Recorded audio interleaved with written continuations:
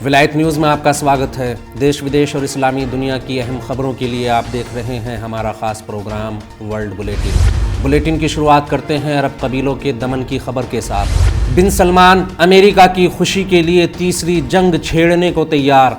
Saudi अरब के तख्त पर अपनी दावेदारी मजबूत करने के लिए सऊदी अरब के युवराज किसी भी हद तक जाने के लिए तैयार हैं। सऊदी राज परिवार के प्रभावशाली सदस्यों को किनारे लगाना हो या देश में इस्लामिक कल्चर को बर्बाद करना, बिन सलमान हर वो काम कर रहे हैं जो उन्हें अमेरिका और साम्राज्यवादी धड़े का विश्वास पात्र बना सके। सऊदी अरब के राजनीतिक एवं सामाजिक कार्यकर्ताओं के मुताबिक सऊदी युवराज को अमेरिका की ओर से अब अरब कबीलों को किनारे लगाने के लिए हरी झंडी मिल चुकी है।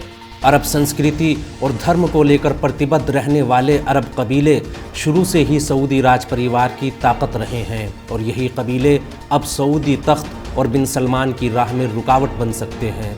बिन सलमान को सत्ता चाहिए, चाहे वो यमन को खून में नहला कर मिले या अरब लोगों के खून का दरिया बहाकर। पूर्व युवराज मोहम्मद बिन नाइफ के बाद उन्होंने एक एक कर सऊदी राज परिवार के प्रभावशाली लोगों के साथ ही देश के कारोबारी और कुलीन वर्ग को भी निशाना बनाया है।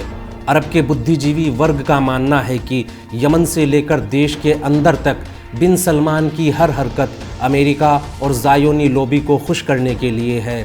अगर अमेरिका का आदेश ना होता तो बिन सलमान कम से कम अरब कबीलों को कुचलने की हिम्मत नहीं कर सकते। इस इलाके के लिए ज़ायोनी लॉबी और अमेरिका की जितनी भी योजनाओं पर बिन सलमान ने काम किया उन सब में नाकामी मिली, चाहे वो इस्लामी सिद्धांतों के ख़िलाफ़ मोर्चा खोलना हो या यमन युद्ध। ठीक उसी तरह जैसे सेंचुरी डील की आड़ में फ़िलिस्तीन संकट को भुलाने में अमेरिका और साम्राज्यवादी धड़ा नाकाम रहा है। अब बिन सलमान ने उन अरब कबीलों के ख़िलाफ़ जंग छेड़ दी है जो उनकी बेहुदा हरकतों और नीतियों को पसंद नहीं करते और ये जंग इस देश पर आले सऊद की तानाशाही के अंत की शुरुआत भी हो सकती है। अगली खबर के लिए रुख करेंगे ईरान का, जहां ईरान के विदेश मंत्रालय ने यूरोप को लेकर बड़ा बयान दिया है। आतंकवादियों को फंडिंग और समर्थन करना बंद करे यूरोप। ईरान के विदेश मंत्रालय ने यूरोपीय देशों की ओर से आतंकवादियों को मिलने वाले समर्थन पर कड़ी आपत्ति जताते हुए कहा है कि यूरोप को आतंकवाद का समर्थन और उन्हें शरण देना बंद कर देना चाहिए। ईरान के आंतरिक मामलों में यूरोपीय नेताओं की ओर से बार बार दखल दिए जाने पर कड़ी प्रतिक्रिया देते हुए ईरान विदेश मंत्रालय ने कहा कि हमने दंगाइयों को लेकर अभी तक बेहद नरमी दिखाई है। यूरोप को चाहिए कि वो आतंकवादियों को बढ़ावा देना और उनका समर्थन करना बंद कर दे।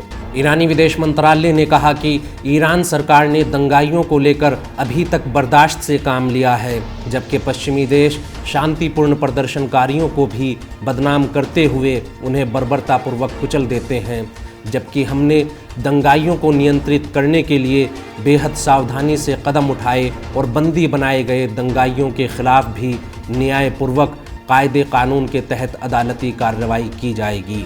यूरोपीय देशों को साफ संदेश देते हुए ईरान की फॉरेन मिनिस्ट्री ने कहा कि पब्लिक सेफ्टी हमारी रेड लाइन है। हम विरोध की आड़ में हिंसा और आतंकी कार्रवाइयों को बिल्कुल भी बर्दाश्त नहीं करेंगे।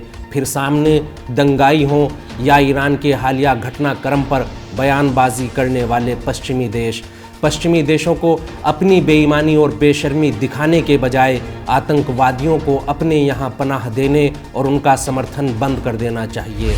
अगली खबर तुर्की से आ रही है, जहाँ एक बार फिर अमेरिका के दोहरे चरित्र से पर्दा उठा है। तुर्की के खिलाफ PKK को आधुनिक हथियार दे रहा है अमेरिका। उत्तर सीरिया में कुर्द आतंकियों के खिलाफ तुर्की की सैन्य कार्रवाई का विरोध करने वाला अमेरिका तुर्क विरोधी आतंकी गुटों को आधुनिक हथियार दे रहा है। दमिश्क सरकार के खिलाफ सीरियन डेमोक्रेटिक फ्रंट SDF को खड़ा करने वाले अमेरिका ने हालांकि तुर्की के हमलों के वक्त इस संगठन को पीठ दिखा दी, लेकिन तुर्क विरोधी आतंकी गुटों को आधुनिक हथियार पहुंचाना शुरू कर दिया। तुर्की के मशहूर समाचार पत्र यनी शफक ने कहा है कि अमेरिका ने उत्तरी सीरिया में आतंकी गुट PKK को तुर्की की संभावित कार्रवाई की भनक लगते ही आधुनिक हथियार पहुंचाना शुरू कर दिए हैं और इस गुट के लड़ाकों के साथ मिलकर गश्त बढ़ा दी है। बता दें कि तुर्की ने 20 नवंबर को उत्तरी इराक और सीरिया में YPG और PKK को निशाना बनाते हुए हवाई हमले शुरू किए थे। यानी शफक के अनुसार अमेरिका ने PKK को संदेश दिया है, हम तुम्हारे साथ हैं, और इस गुट के आतंकियों के साथ मिलकर उत्तरी सीरिया में फौजी गश्त बढ़ा दी। हालांकि पूर्वोत्तर सीरिया में संयुक्त राज्य अमेरिका के प्रतिनिधि ने कहा कि वाशिंगटन तुर्की की सैन्य कार्रवाई के खिलाफ है। यानी शफक ने कहा, दमिश्क विरोधी बलों के अधीन अलबाब के कई इलाकों में PKK ने अमेरिका की एंटी टैंक मिसाइलें तैनात कर दी। वहीं तुर्क सीमा के नज़दीक अपने लड़ाके तैनात करते हुए ऐने ईसा में लड़ाकू विमान भी तैनात कर दिए गए। तुर्की के इस न्यूज़पेपर ने अपनी रिपोर्ट में कहा, PKK इसके अलावा तुर्की की ओर से संभावित कार्रवाई को देखते हुए तुर्क सीमा से लगते हुए कई इलाकों में रॉकेट लॉन्चर तैनात कर चुका है। सीरिया मामलों में संयुक्त राष्ट्र के विशेष प्रतिनिधि ने कहा, अगर संकट को हल करने के लिए ईमानदारी से कोशिश ना की गई तो सीरिया के हालात एक बार फिर खतरनाक हो सकते हैं। अगली खबर में बात करेंगे सऊदी अरब और इसराइल के रिश्तों की। इसराइल से रिश्ते सार्वजनिक करने के लिए सऊदी अरब ने मोहलत मांगी। सऊदी अरब के सहायक विदेश मंत्री आदिल अल जुबैर ने कहा है कि हमें इसराइल से रिश्तों पर कोई आपत्ति नहीं। सऊदी अरब और इसराइल के रिश्ते सही दिशा में आगे बढ़ रहे हैं, बस हमें इन्हें सार्वजनिक करने के लिए एक सही वक्त का इंतज़ार है। अमेरिकी डेलीगेशन के साथ मुलाकात करते हुए इस सऊदी नेता ने कहा कि हमें सही वक्त का इंतज़ार है। रियाज और तल अवीव के रिश्ते ठीक जा रहे हैं, कोई जल्दबाजी नहीं करना, हम बग्घी को घोड़े से आगे नहीं बांध सकते। हिब्रू मीडिया के हवाले से खबर देते हुए अल मयादीन ने कहा कि सऊदी उप विदेश मंत्री का मानना है कि तल अवीव और रियाज के रिश्ते बहुत मधुर हैं, सब कुछ ठीक चल रहा है, बस दोनों देशों के रिश्तों को सार्वजनिक करने के लिए एक अच्छे वक्त का इंतज़ार है। बिन सलमान को बस एक ख़ास वक्त का इंतज़ार है, और वो ये कि हमें अमेरिका की ओर से इत्मीनान हो जाए और बिना किसी रोक टोक के अमेरिकी हथियारों की आपूर्ति की गारंटी के साथ देश को नाटो के सहयोगी देश का दर्जा मिल जाए, ताकि हम अपने यूरेनियम के ज़ख़ीरे को गैर सैन्य परमाणु कार्यक्रम के लिए इस्तेमाल कर सकें। गौरतलब है कि हाल ही में इसराइल हुयूम ने भी जानकारी देते हुए कहा था कि कैबिनेट गठन में लगे नेतन्याहू ने साफ कहा है कि वो अपने कार्यकाल में सऊदी अरब से पीस एग्रीमेंट करने पर सारा ध्यान केंद्रित करेंगे। i24 न्यूज़ ने सरकारी दस्तावेज़ के हवाले से खबर देते हुए कहा कि आदिल अल जुबैर ने कहा है कि सऊदी अरब और खाड़ी सहयोग परिषद के सदस्य देश वर्षों पहले से ही इसराइल के साथ रिश्ते सार्वजनिक करने की योजना पर काम करते रहे हैं। इस योजना को पूरा होने में अभी कुछ वक्त लगेगा, इंतज़ार कीजिए।